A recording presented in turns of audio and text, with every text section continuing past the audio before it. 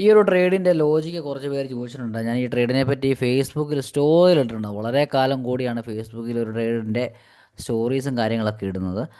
അപ്പം ഒന്ന് രണ്ട് പേര് അവർക്ക് ഞാൻ പറഞ്ഞു കൊടുത്തു. പക്ഷേ എല്ലാവർക്കും പറഞ്ഞു കൊടുക്കുക എന്ന് പറഞ്ഞാൽ എനിക്കും ബുദ്ധിമുട്ടാണ്, അവർക്കും മനസ്സിലാകാതൊക്കെ വരുന്നുണ്ട്. അപ്പം ഞാൻ ആ ട്രേഡ് എടുക്കാനുള്ള ലോജിക്ക് കാര്യങ്ങളൊക്കെ ഞാൻ നിങ്ങൾക്കൊന്ന് പറഞ്ഞുതരാം. എഗെയിൻ ഒരിക്കലും ആ ഒരു ട്രേഡാണ് ആയിരുന്നില്ല ഞാൻ ഫസ്റ്റ് പ്രിഫർ ചെയ്ത്. ഞാൻ ഏകദേശം ഈ ഒരു ലെവലിൽ നിൽക്കും.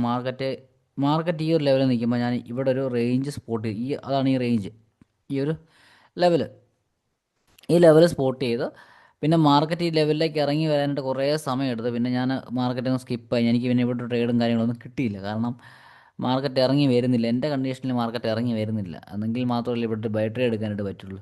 പിന്നെ ഞാൻ വീണ്ടും വെയിറ്റ് ചെയ്തു. പിന്നെ മാർക്കറ്റ് ഏകദേശം ഈ ഒരു ലെവൽ, ഏകദേശം ഈ ഒരു സോണാണ് കേട്ടോ. ഈ ഒരു സോണിലെത്തിയപ്പോഴാണ് ഞാൻ പിന്നെ മാർക്കറ്റിലേക്ക് വരുന്നത്, ചാർട്ടിലേക്ക് നോക്കുന്നത്.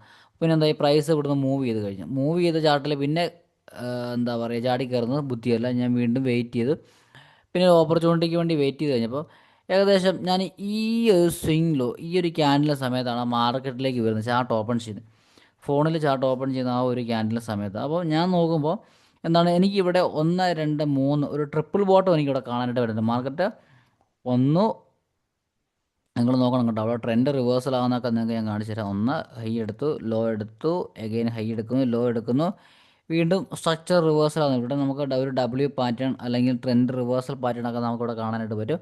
ട്രെൻഡ് നോക്കുന്നവർക്ക് അങ്ങനെ എന്താണെന്ന് വെച്ചാൽ ആ ഒരു രീതിയിൽ നമുക്ക് നോക്കാം. അതായത് പ്രീവിയസ്ലി മാർക്കറ്റ് റെസ്പെക്റ്റ് ചെയ്തൊരു ലെവൽ, ഓക്കെ, ഈ ഒരു ലെവൽ മാർക്കറ്റ് റെസ്പെക്റ്റ് ചെയ്യുന്നുണ്ട്. അപ്പോൾ ഞാൻ ഈ ഒരു ലെവലിൽ മാർക്കറ്റിലുണ്ട് തന്നെ. അപ്പോൾ ഈ ഒരു ക്യാൻഡിലെ കൂടി ഞാൻ അങ്ങ് ട്രേഡ് എടുത്തു. ആ ട്രേഡ് ഞാനിവിടെ ബൈ ചെയ്തിട്ട് ഫസ്റ്റ് ഞാൻ ഈ ഒരു ലെവലാണ് ടാർഗറ്റ് വെച്ചിരുന്നത്. സെക്കൻഡ് ടാർഗറ്റ് ഇതായിരുന്നു. നേരെ വന്നു, നമുക്ക് ടാർഗറ്റ് കിട്ടി. അതിൻ്റെ അഗെയിൻ ഇവിടെ മറ്റൊരു കാര്യം കൂടെ ഞാൻ ശ്രദ്ധിച്ചത്, ബൈ ട്രേഡ് ബ്ലൈൻഡ്ലി അങ്ങ് പോവല്ല.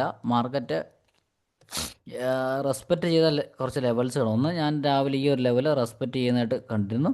എഗെയിൻ ഈ ഒരു ലെവലിൻ്റെ മേലെയാണ് മാർക്കറ്റ് നെക്സ്റ്റ് ഒരു ലോ ക്രിയേറ്റ് ചെയ്ത്. എഗെയിൻ ഇതിന് മേലെ നെക്സ്റ്റ് ഒരു ലോ ക്രിയേറ്റ് ചെയ്യുന്നു. അത് കഴിഞ്ഞിട്ട് ഇവിടെ ഒരു മാർക്കറ്റ് ലോ ക്രിയേറ്റ് ചെയ്ത്, അതായത് മാർക്കറ്റ് അതിൻ്റെ ലോസിനെ ഷിഫ്റ്റ് ചെയ്ത് മേലേക്ക് കൊണ്ട് ഒരു അപ് ട്രെൻഡ് കണ്ടീഷൻ എന്ന് പറഞ്ഞാൽ മാർക്കറ്റ് അതിൻ്റെ ലോസിനെ മേലേക്ക് ഷിഫ്റ്റ് ചെയ്യണം. അതാണ് ഒരു അപ് ട്രെൻഡിൻ്റെ കണ്ടീഷൻ. എനിക്ക് ആ ഒരു ട്രെൻഡ് ഒരു സെറ്റപ്പ് എനിക്ക് പ്രോപ്പറായിട്ട് കിട്ടി. എൻട്രി എടുക്കാനുള്ള എന്താ പറയുക, ഒരു ലോജിക്ക് വന്നു.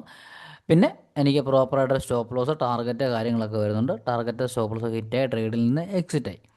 അപ്പോൾ അതാണ് ലോജിക്ക്. പിന്നെ നമുക്ക് കാണാനായിട്ട് പറ്റുന്നത്, ഇപ്പോൾ ലൈവിൽ കാണുന്നത്, രാവിലെ നമ്മൾ സ്പോട്ട് ചെയ്ത ഈ ഒരു ലെവൽ മാർക്കറ്റ് ഷാർപ്പായിട്ട് ഫോൾ നടത്തി റെസ്പെക്റ്റ് ചെയ്യുന്നതായിട്ട്, റീടെസ്റ്റ് ചെയ്യുന്നതായിട്ട് നമുക്ക് കാണാനായിട്ട് പറ്റുന്നുണ്ട്.